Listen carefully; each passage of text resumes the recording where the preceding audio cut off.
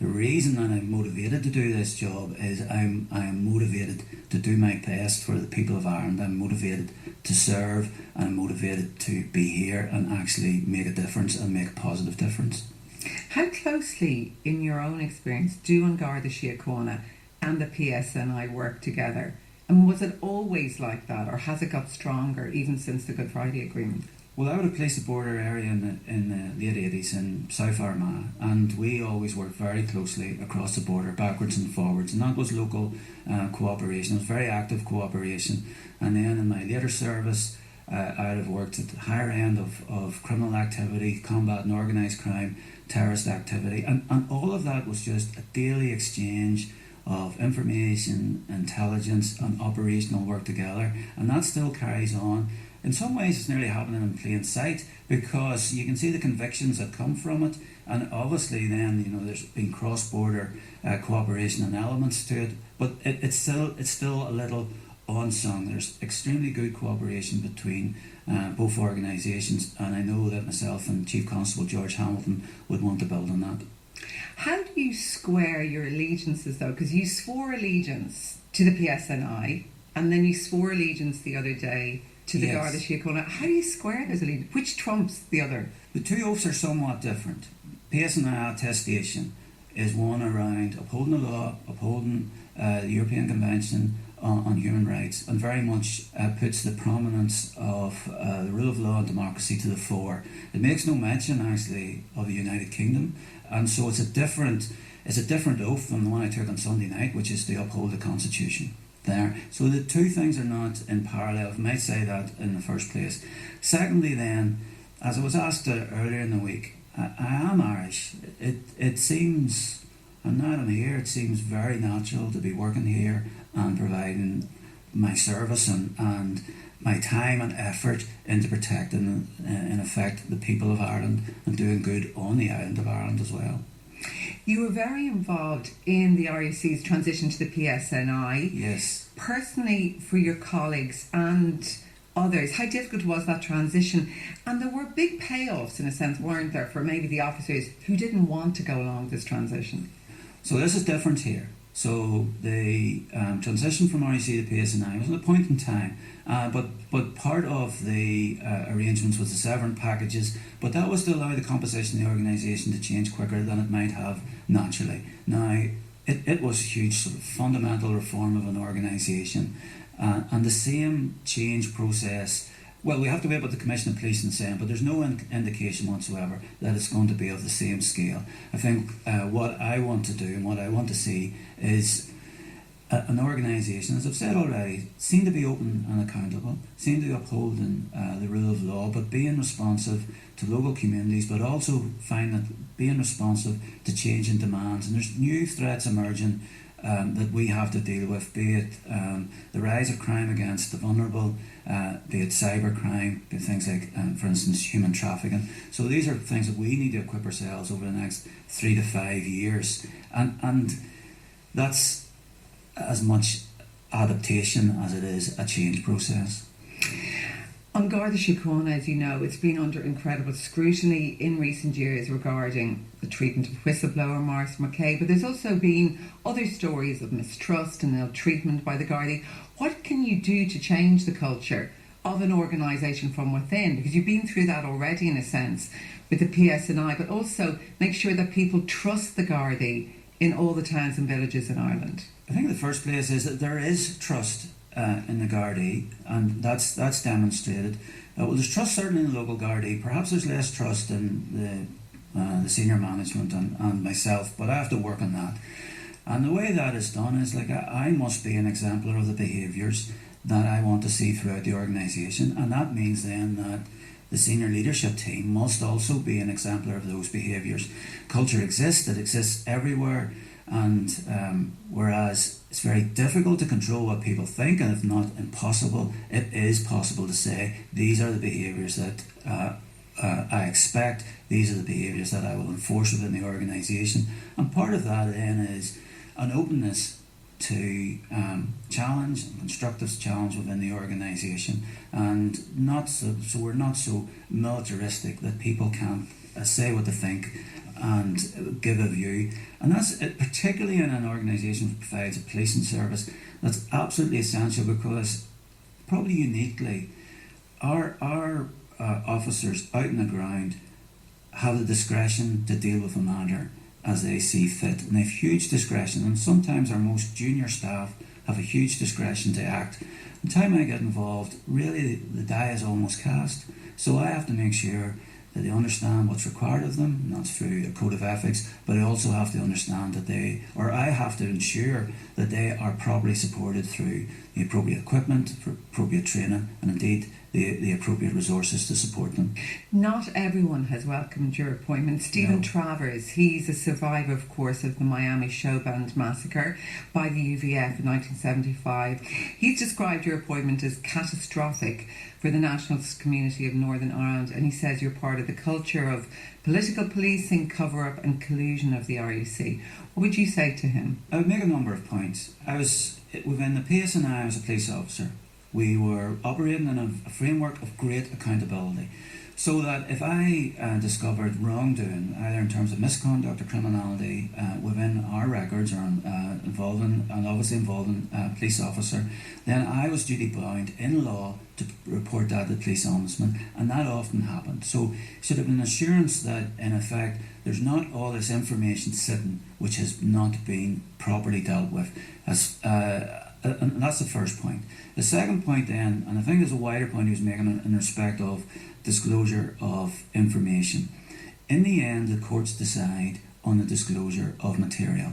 It's the responsibility of the police to make suggested redactions, both to protect individuals, but also to protect the identity of individuals and details of their personal life. So, right to life and right to privacy type redactions, and beyond that then it is for the courts then to decide whether they should accept or not the suggested redactions. But we as a police service only ever make suggested redactions, and it is for the court to be the ultimate arbiter as to what is actually discussed and talked about in the courtroom setting. And I suppose in a similar vein, the Dublin and Monaghan bombings, the victims there feel they've never got justice. They again speak of collusion, a lack of cooperation. I mean, you're now in the position, I suppose, Commissioner, they feel that you could help them. I mean, is there information you have through your decades being in the Northern Irish Police Service that you could provide, you could hand over, that would help them? I need to speak to the general point around this, and the general point is, if we had information which suggested wrongdoing, as I said, that would have been required of the police ombudsman. The overarching duty to prevent, detect crime also remained, and if we had information which pertained to atrocities or crime here in the rest of Ireland, then we were also bound to share that. But there's also an obligation now on Garda Síochána with those investigations, keep them open and see what the possibility is of what might happen in the future around those, should new information or new intelligence come to light. Mary Lou MacDonald, the Sinn Féin leader, has asked that you demonstrate that you don't subscribe to the, in her words, toxic and vindictive policing culture of the RUC. Do you feel you need to demonstrate that you don't subscribe to that culture? I don't want to comment on what Deputy MacDonald said.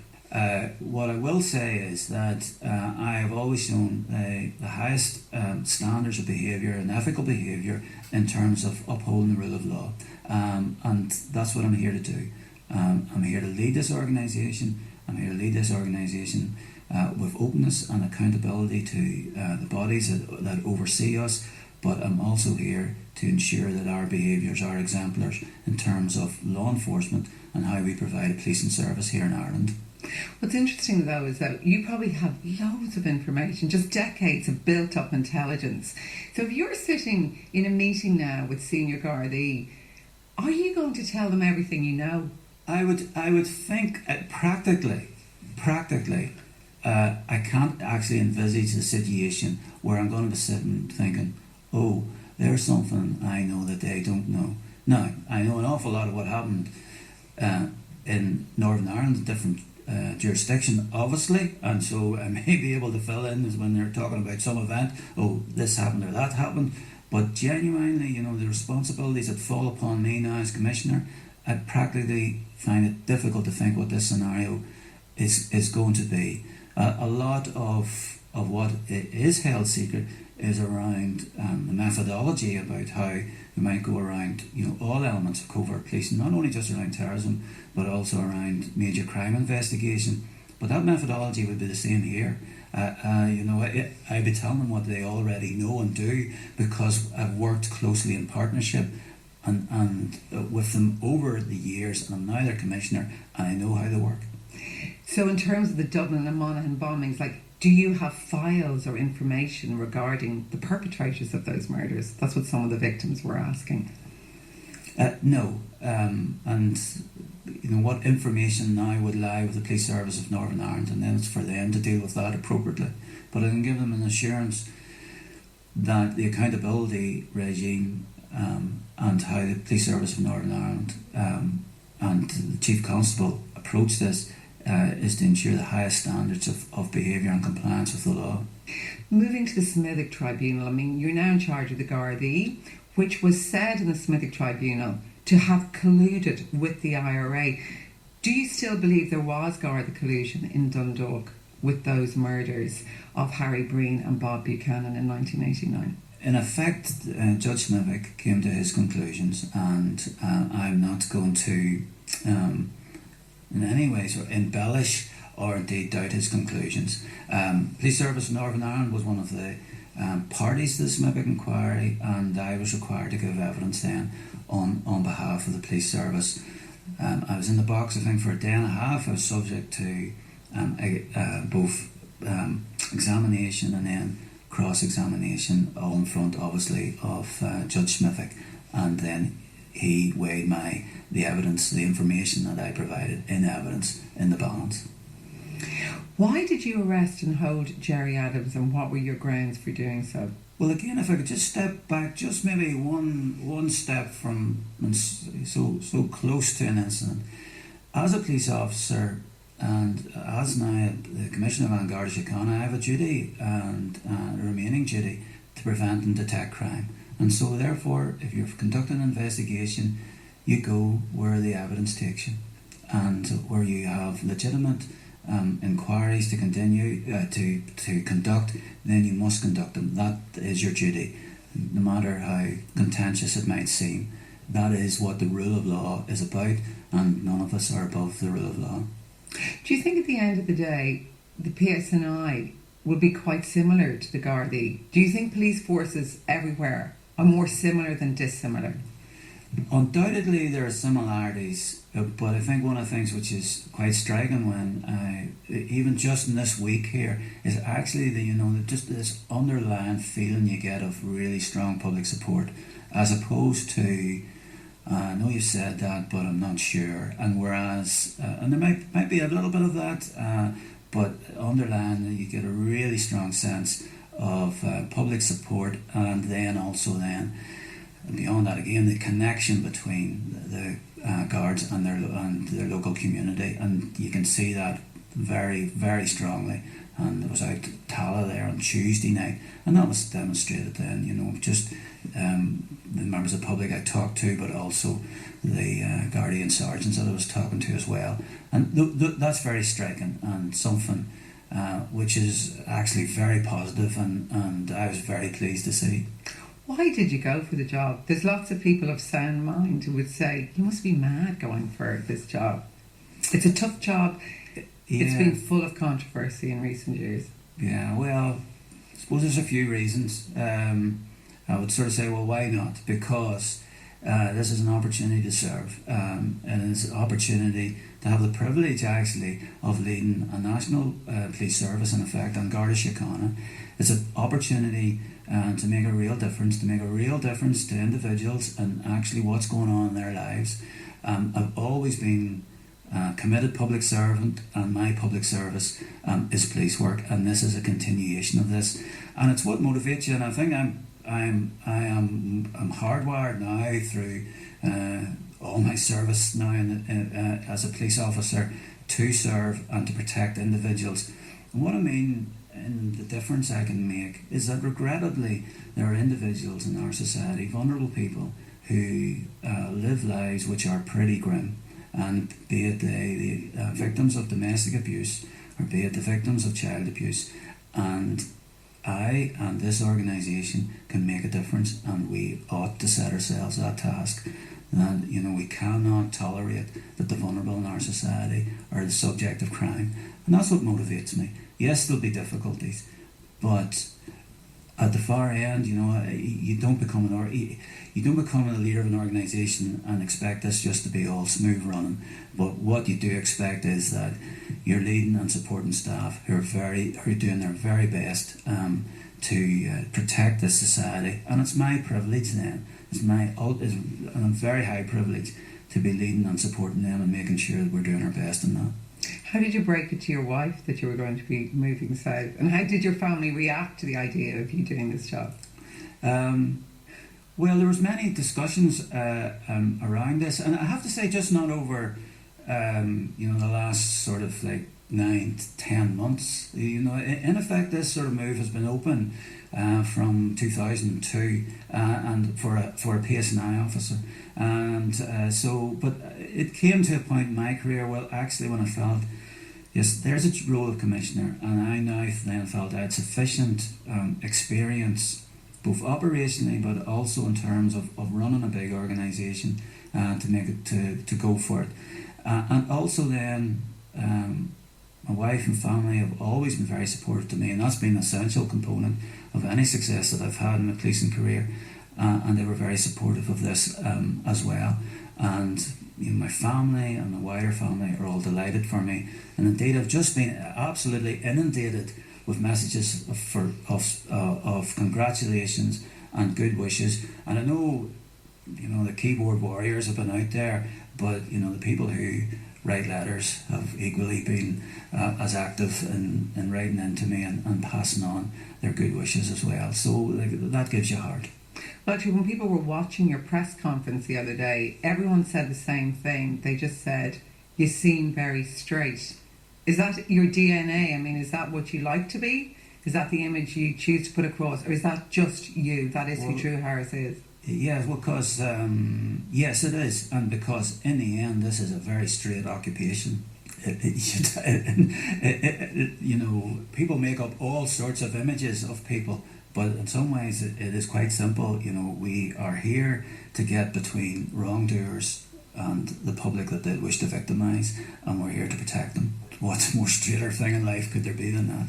2 final questions. Did you seek advice before you applied for the job, and did you talk to any of your predecessors? In seeking advice, I did speak to a few people, and sort of like sort of very more sort of personal friends, as opposed to reaching out and making professional contacts, because in lots of ways this was just a very, if I may say, personal commitment as well, and it was just being absolutely certain of my motivation for this, and how then I was going to carry it through, as opposed to, I had no doubts actually about my professional competence, whether it was the actual competence that was going to carry me to be commissioner. Well, that was going to depend on the process, but just wanted to be absolutely certain of where I was personally with this as well.